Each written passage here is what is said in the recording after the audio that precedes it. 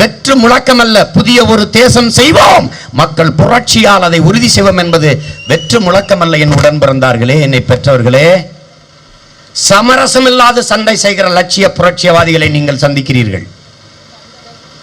3 சீட்டு 4 சீட்டுக்கு மண்டியிடுகிற கூட்டத்தை தான் நீங்க பார்த்திருப்பீங்க. நோட்டுக்கும் சீட்டுக்கும் எவனுக்கிட்டையும் கை கட்டாத மான தமிழ் பிள்ளைகளை நீங்கள் பார்க்கிறீங்க.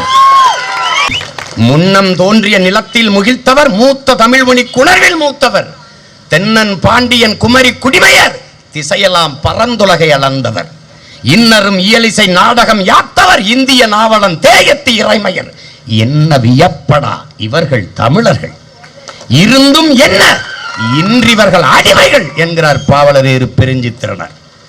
அந்த அடிமை நிலையில் இருந்து விடுதலை பெறுவதற்கு கிளர்ச்சியை அரசியலை செய்ய வந்த பிள்ளைகள் நாங்க. எல்லாம் இழந்துட்டோம். அததான் முதல்ல சொன்னேன். விதையை இழந்துட்டோம், மொழியை இழந்துட்டோம். விதை கிடையாது, இந்தியாவில் விதை இல்லை. பிறகு வளர்ச்சி பத்தி என்ன பேசுற? என்ன பேசுற? மத்திய நெல் ஆராய்ச்சி நிறுவனம், ராத்தேலால் ரிச்சாரியா என்ற ஒரு பெருமகன், அவன் தான் அந்த ஆராய்ச்சி நிறுவனத்தின் தலைவர். 22,972 வகை பாரம்பரிய நெற்களை சேமித்து வைத்திருந்தார்.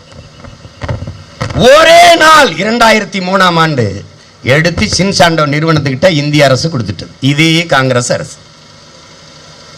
இந்தியாவிலேயே 2 பேர் தான் அழுதான். ஒருவன் ராத்தேலால் ரிச்சாரியா, இன்னொருவன் எங்கள் பெரிய தலப்பன் நம்மாழ்வார். முடிஞ்சிட்டதே என்று அழுதான். உன் தக்காளி விதை, உன் கத்தரி விதை, எந்த விதையும் இல்லை, எல்லாம் சின்சாண்டோ மான்சாண்டோ நிறுவனத்துக்கிட்ட இருக்கு. நீ எப்படி மீட்டுருவாக்கம் செய்வ? நீ வேளாண்மை செய்யலாம் என்று வருவாய், விதை. ஆடு மாடு வளர்க்கலாம் என்று வருவாய், மாடு எங்கே இருக்கிறது? உன்னுடைய மாடுகள் பிரேசிலில் மேய்ந்து கொண்டிருக்கிறது. நீ மேய்க்கிறது பசு இல்லை, பசு மாறி ஒன்று, அது பிசாசு. அது பறக்கிறது பால் அல்ல, பால் போல ஒன்று.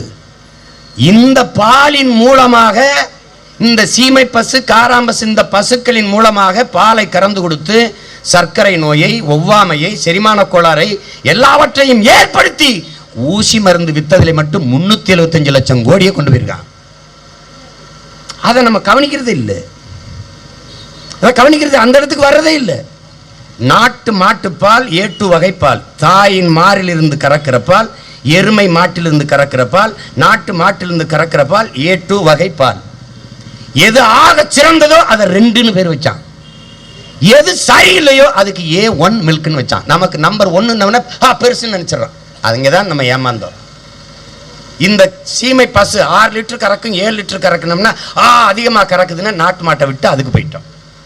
நாட்டு மாடு சாணி போடும், உரம், அது சாணி போடும், சாணி இல்லை சக்கை.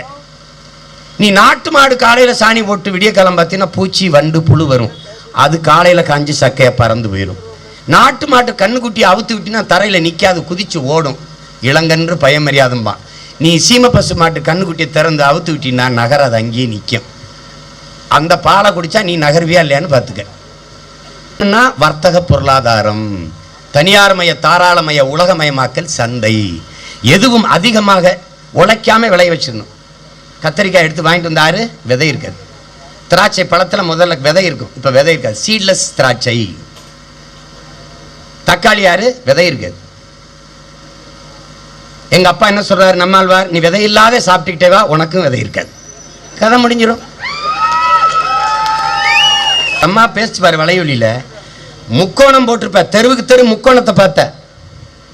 எதுக்கு பார்த்தா? குடும்ப கட்டுப்பாடு என்று ஒரு விளம்பரம் அரசு செஞ்சது. எதுக்கு செஞ்சது? நாம் இருவர் நமக்கு இருவர், 2 குழந்தைக்கு மேல் எப்போதும் வேண்டாம் அப்படின்னு அறிவிச்சான். அப்ப ஏன்னா அதிகமாக குழந்தை பெறுகிற ஆற்றலை இளைஞர்கள் மக்கள் பெற்றிருந்தார்கள்.